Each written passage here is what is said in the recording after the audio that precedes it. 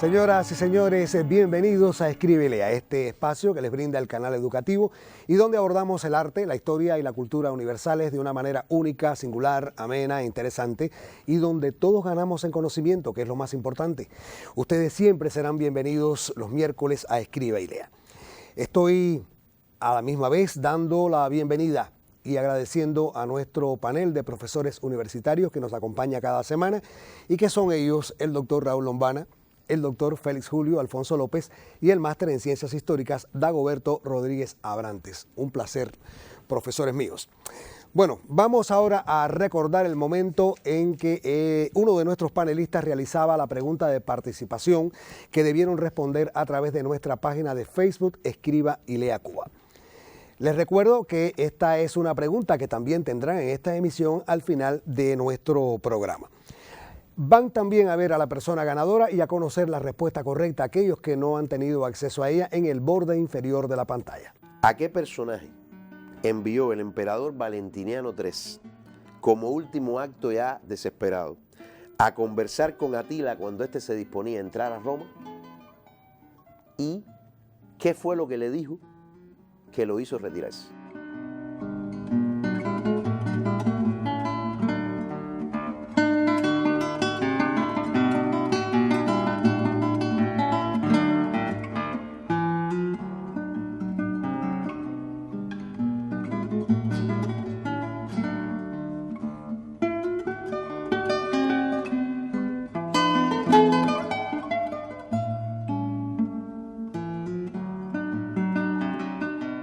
Entramos ya entonces en temas principales de Escribe y Lea. Como saben nuestros telespectadores, nuestro programa se caracteriza por 3 temas que los profesores deben determinar y que vienen de parte de nuestros telespectadores que colaboran con nosotros. En cada una de las rondas de pregunta, nuestros panelistas tendrán 9 posibilidades de error. Entonces iniciamos indicando que en pantalla tienen una información previa para ustedes que les permitirá facilitarle su indagación personal. Esta es una colaboración de Jenis Artiaga, residente en el municipio Sandino, en la provincia de Pinar del Río. Un personaje histórico espera por ser determinado cuando inicia la ronda de preguntas el profesor Lombana. Buenas noches, Ramón. Buenas noches. Personaje histórico, por supuesto, es real. Es un hombre. Es un hombre.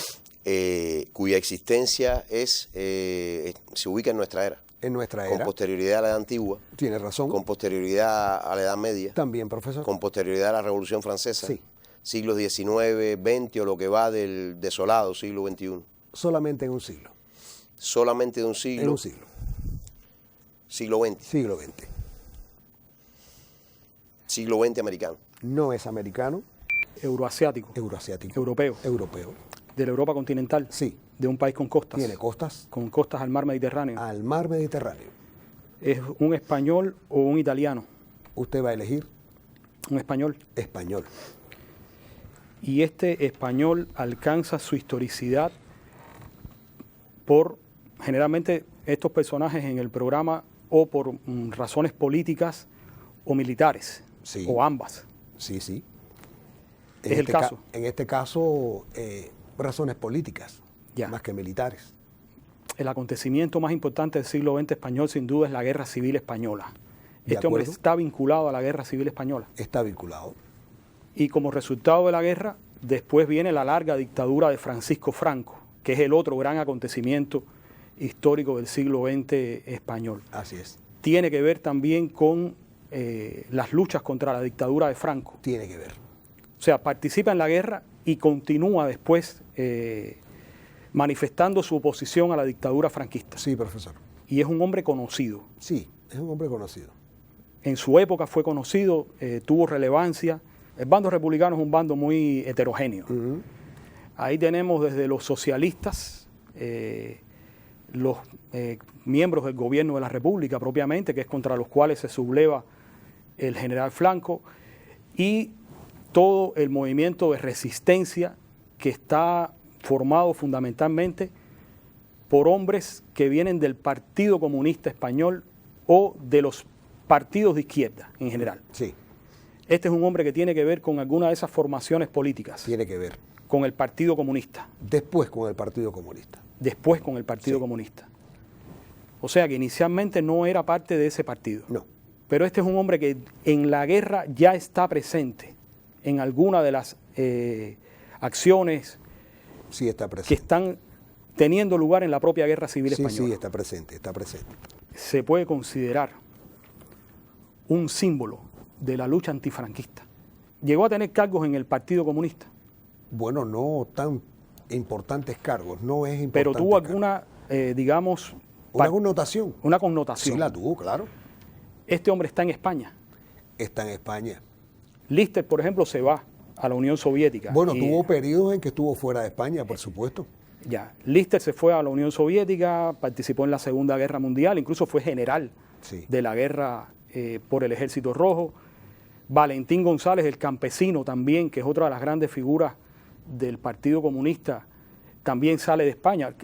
Una gran mayoría de los luchadores antifranquistas se ven obligados a irse de España. Sí, él también salió. Y hay otros que regresan y pasan a la clandestinidad. Ahí está nuestro personaje. Incluso forman parte de guerrillas, guerras de guerrillas que se arman en las zonas, digamos, montañosas, etcétera. O sea, este es un hombre que viene al clandestinaje dentro de España. Correcto. Hay un personaje ahí que fue muy conocido en la época, porque fue muy sonado su juicio. Un juicio en el cual varios países a nivel internacional expresaron su protesta al franquismo, incluyendo Cuba, Sí. que mantenía relaciones diplomáticas con el régimen de Franco, pero hubo un gran clamor internacional, que fue el caso de Julián Grimau. Ajá. Es este el caso, Julián es este el Grimau. personaje. Julián Grimau.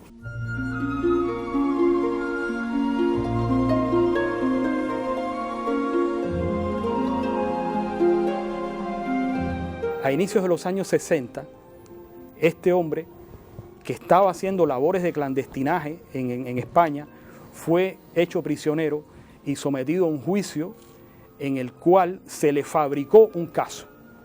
Un caso que supuestamente venía de la Guerra Civil Española, en la cual se le acusaba de haber cometido crímenes durante la guerra, cuando en realidad todo fue un gran montaje del régimen franquista para escarmentar a los luchadores antifranquistas que estaban dentro del país.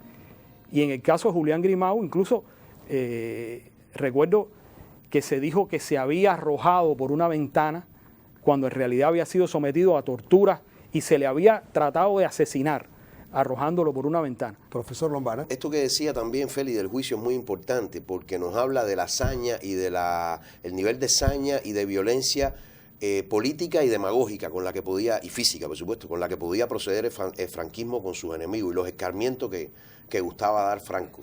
Él regresa a coordinar el Partido Comunista y es capturado, pero con una ley muy tramposa, que ahora no recuerdo el nombre exacto que tiene, los especialistas en historia de España lo dominan bien.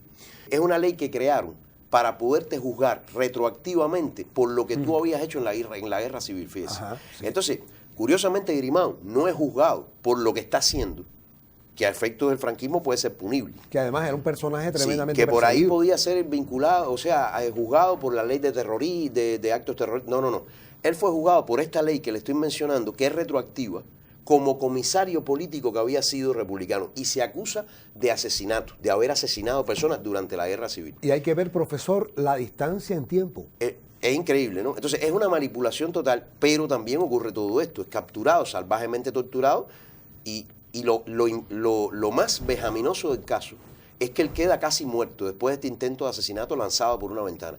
Y lo agarran en el hospital y casi muerto lo llevan, le hacen el juicio, le aplican todo esto y lo fusilan en uno de los mayores, de los crímenes más salvajes y más cínicos, además de el franquismo en este afán de escarmiento. Y lo otro, Ramón, que no se puede dejar de decir, es que al franquismo le salió un poco el tiro por la culata con el tema, porque a efectos internacionales, esto no fue muy bien visto por la comunidad internacional, pero incluso por algunos de los que pretendía Franco que fueran sus aliados del mundo occidental, ni siquiera del mundo más de izquierda, ¿no? Entonces no fue una buena imagen la que proyectó el franquismo con esto y lo marcó hasta que llega la transición.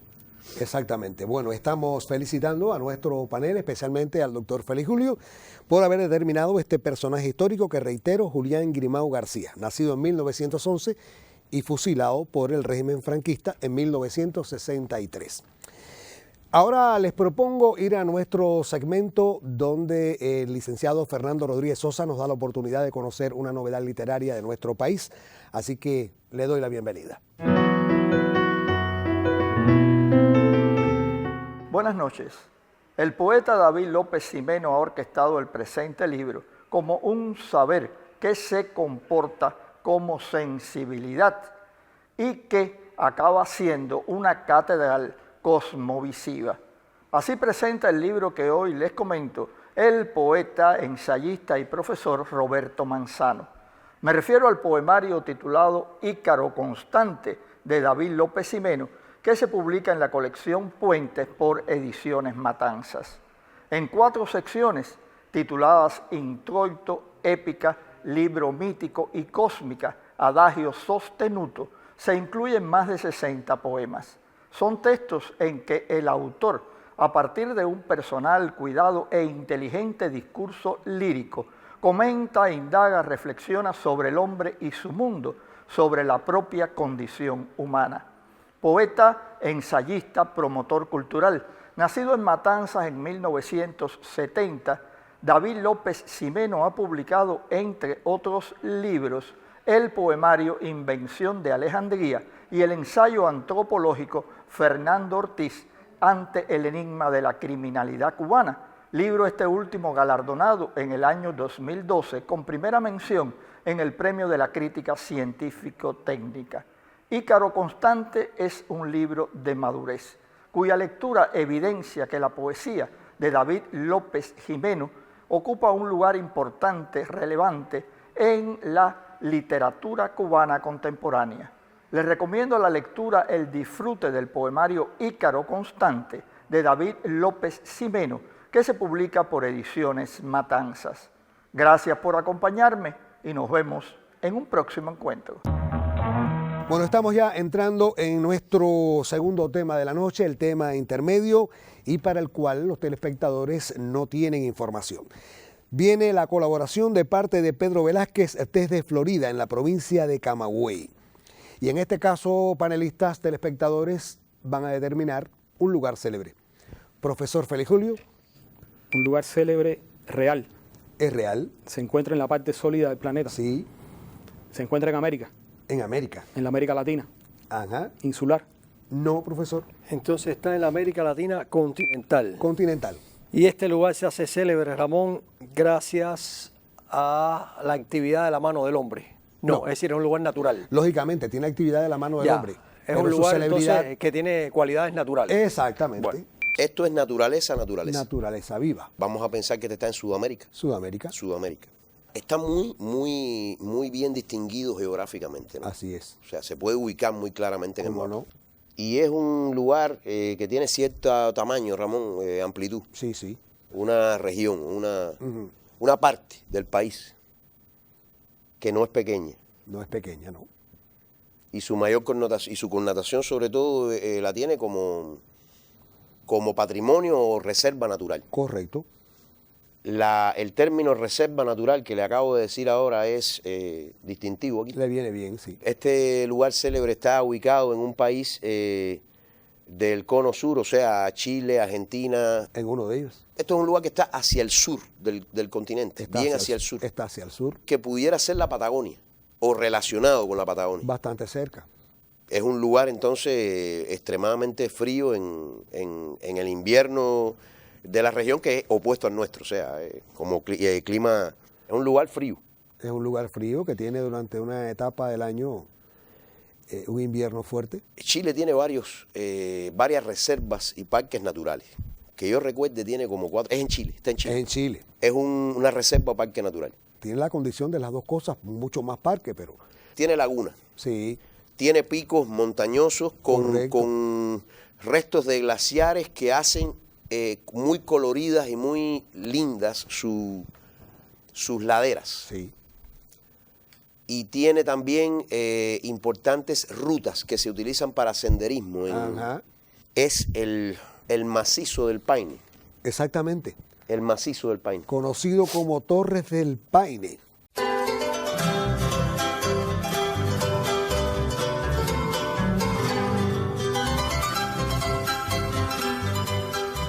Los macizos son las formas casi verticales de la... como si tuviera la montaña picada, ¿no? Imaginariamente con un filo cortante, ¿no? Que, bueno, es lo que hicieron los glaciares. Pero están los macizos, pero están las torres que usted dice, que son 3 montañas, ¿no? Y está el lago que creo que se llama Grey. El lago se llama Grey. Alguna vez el lugar se vendió turísticamente como el lago Grey durante un tiempo. Ahí hay una importante política de cuidados intensivos con el tema ecológico, Ramón, porque además ha habido incendios ahí que han afectado el lugar. Pero es una joya de Sudamérica en cuanto a la preservación del ecosistema en condiciones de fragilidad muy importante. Ahí hay un tema muy importante con el viento. Ahorita decíamos la temperatura, pero con el viento, ahí hay vientos de 100 kilómetros por hora. Incluso, no es que no puedan entrar visitantes y turistas, pero es uno de los lugares donde para hacer estancia o senderismo, que sé que se hace senderismo, hay que pasar pruebas médicas, pruebas físicas, porque las condiciones climáticas pueden ser duras. Pero además está el tema de la flora y de la fauna. Ahí se conserva el ñandú, el águila esta que no es, creo que es la águila mora, que es el cóndor, que, o sea, desde el punto de vista de la vegetación y de la fauna, es un lugar de los más protegidos, pero que ha tenido sus accidentes también es una riqueza. Y tiene la consideración de 8ª maravilla natural del mundo por la belleza geográfica, la belleza ambiental que tiene este lugar. Así que estamos felicitando a nuestro panel, especialmente al doctor Lombana, y bueno, agradecer a Pedro Velázquez de Florida, Camagüey, que nos envió este tema aquí en Escribe y Lea. Les propongo, profesores, telespectadores, ir a nuestro momento musical y retornaremos con el tercer y último tema de la noche. Como siempre le pido, por favor, no lo pierda.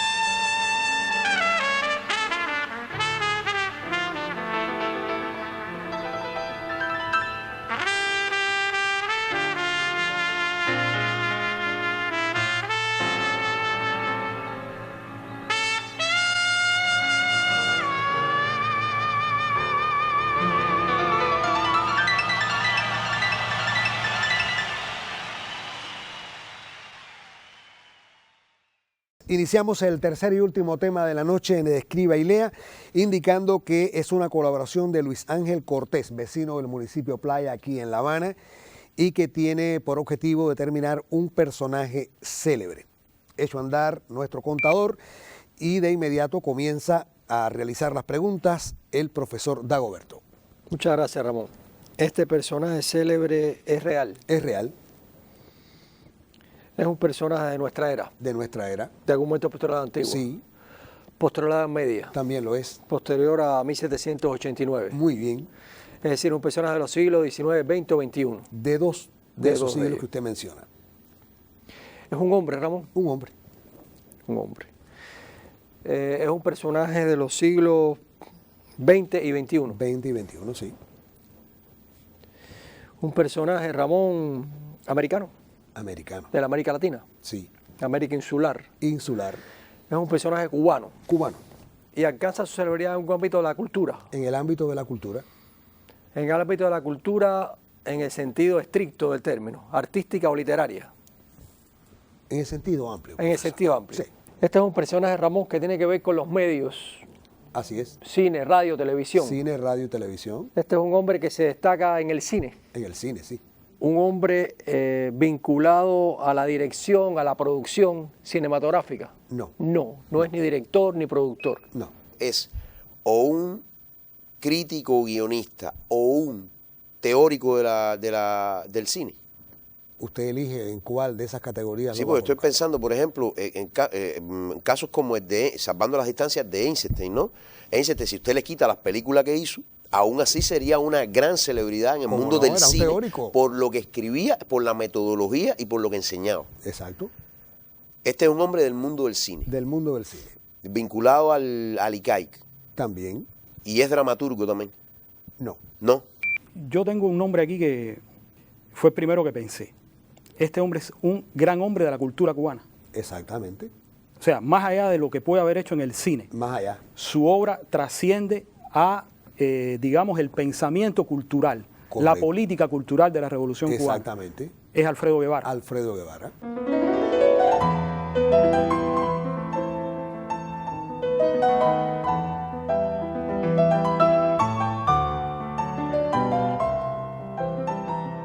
Si no fue completamente un realizador o un director, no podemos olvidar que Alfredo forma parte del grupo que realiza ese docudrama que se llama El Mégano, El Mégano, sí. donde está Julio García Espinosa, donde está Tomás Gutiérrez Alea y José Masip. Y no se puede olvidar tampoco que fue asistente de dirección de Luis Buñuel durante su exilio en México, porque recordemos que Alfredo Guevara es un opositor a la dictadura de Batista, y luego es el fundador del ICAI, en marzo de 1959, institución que va a dirigir en 2 periodos, hasta la década del 80 primero, luego se va a cumplir una función diplomática, creo que en París, en la UNESCO, y luego regresa después en los años 90 y hasta el final de su vida va a ser el director del ICAI, el director por antonomasia del ICAI.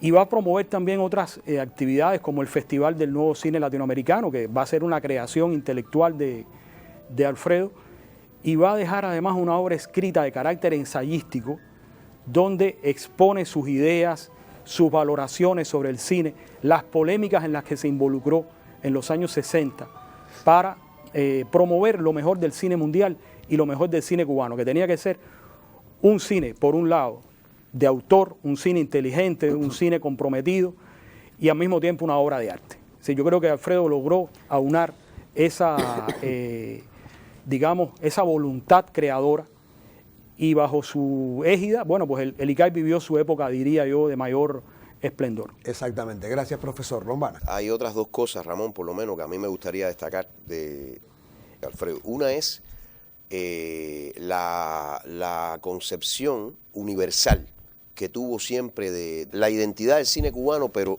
él trajo a Cuba a personajes como Coppola, trajo a Kurosawa, creo que a Robert Redford lo trajo también, por su gestión, por supuesto, con las debidas autorizaciones de la Dirección de la Revolución y tal, y con toda la gestión necesaria dentro del mundo del arte para eso. A Oliver Stone también lo trajo. O sea, esa apertura y esa defensa del cine de autor. Y lo tercero, que no quería dejar de decir, es que él tiene una relación también, aunque no es músico ni es uno de los protagonistas, pero al igual que Aide Santa María, al igual que Harry, con la aparición, el surgimiento del grupo de experimentación sonora del ICAI, que merece destacarse porque es un fenómeno muy vinculado a ese fenómeno enorme y cubano que es la nueva trova. Sí, profesor. Como estamos en el año del centenario del comandante, yo creo que es importante decir que Guevara es uno de los hombres más cercanos a Fidel, desde incluso antes de la revolución, desde la época universitaria. Y después continuó una relación muy estrecha con el comandante en un ámbito como era la cultura, como era el cine, fiel a la revolución, un hombre que tenía una posición a veces crítica con algunos acontecimientos que ocurrían en la revolución, pero siempre fiel a la revolución y al comandante en jefe. Bueno, pues sí, es el centenario, en diciembre se cumplen los 100 años de nacimiento de Alfredo Guevara, este personaje que han determinado nuestros profesores y que hay que seguir porque realmente su legado que dejó escrito importantes documentos y obras que tienen que ver con la política cultural y sobre todo relacionada con el cine. Estamos felicitando a nuestro panel, especialmente al profesor Félix Julio por haber determinado este personaje célebre. Bueno, ahora les propongo que uno de nuestros panelistas realice la pregunta de participación que deberán responder, como es habitual, a través de nuestra página de Facebook, Escriba y Lea Cuba. Una vez que la escuchen y tengan la respuesta correcta, o que cree usted que es la respuesta correcta, pues lo coloca en nuestra página y la primera que llegue de forma exacta será la ganadora. En este caso es el profesor Lombana. Sí, Ramón, yo voy a hacer hoy una pregunta de literatura reciente, o sea, literatura del siglo XX. ¿Cuál es el nombre del protagonista de la célebre novela del alemán Patrick Suchkin titulada El perfume?